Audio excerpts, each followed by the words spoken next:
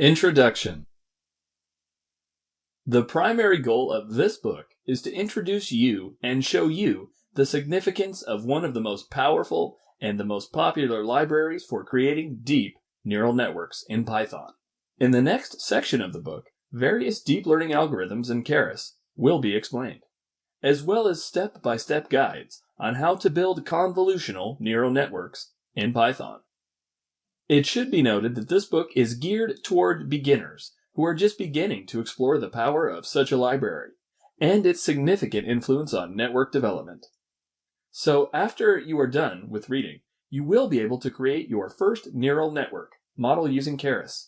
You will get familiar with the practical usage of Keras and its implementation, and you will see what are some of the real-world examples of Keras and what is its overall influence in deep learning studies. Keras is recommended library for deep learning in Python, since it is minimalistic. It is capable of running on top of Theano, deep learning, TensorFlow, and CNTK. Keras is carefully designed to make fast experimentation possible with deep neural networks. The focus of the Keras design is to keep it modular and extensible. Developed as part of Oneros, Keras' primary author is Francois Chollet, who is a Google engineer.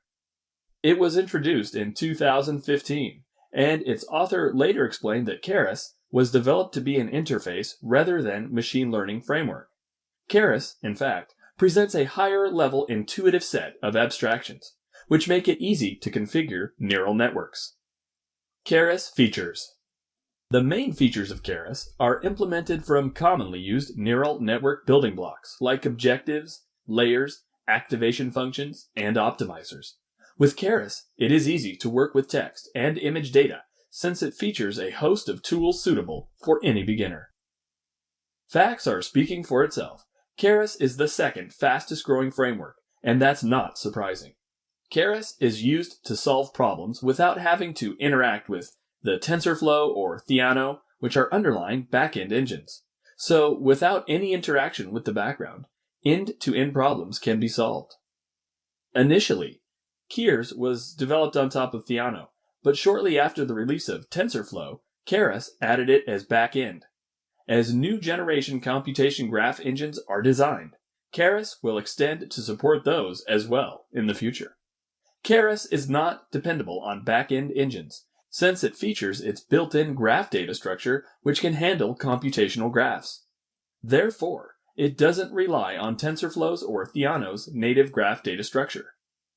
As a result of this independent data structure, Keras can make offline shape inference in Theano, which is missing but very much needed feature in Theano. Easy model copying and sharing are also doable in Keras. Since it is independent of back-end engines, Keras manages all its graphs independently. So it is possible to define any Keras model with the Theano engine backend.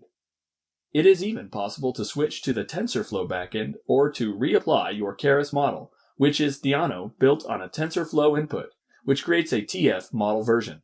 This TF model is what was a Theano model initially created. Another important feature of Keras is an object-oriented design. Therefore, in Keras, everything acts like an object, including models, optimizers, and layers. All parameters regarding any object can be accessed.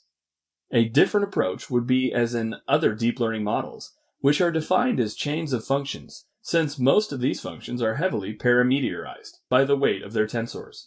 Since the manipulating of these parameters would be impractical in a functional way, Keras' approach is to treat everything like an object.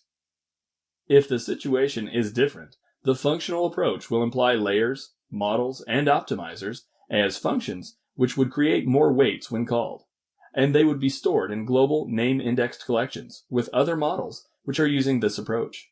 For example, TensorFlow has taken this approach. This method is just impractical, since many operations like accessing an existing tensor or simple model loading must be approached by name matching.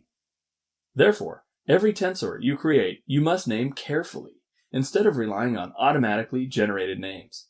With this method, there is always a risk of name collision, which can prevent you from being able to manipulate multiple models in a single session.